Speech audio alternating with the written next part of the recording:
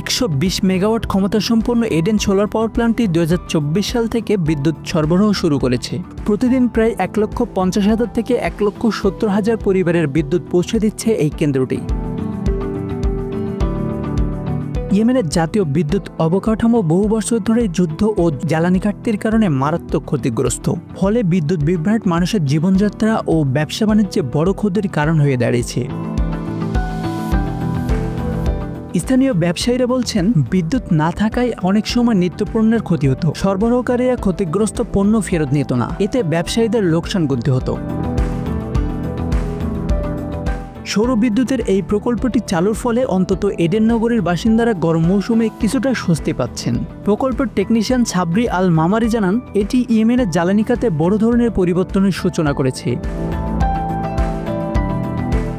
আন্তর্জাতিক জ্বালানি সংস্থা IEA এর তথ্য মতে 2023 সালে ইয়েমেনে মোট বিদ্যুৎ উৎপাদনের মাত্র 10.4% সৌরশক্তি থেকে এসেছিল। তবে 2026 সালে প্রকল্পটি দ্বিতীয় ধাপে বাস্তবায়িত হলে এর সক্ষমতা দ্বিগুণ হবে বলে আশা করা হচ্ছে।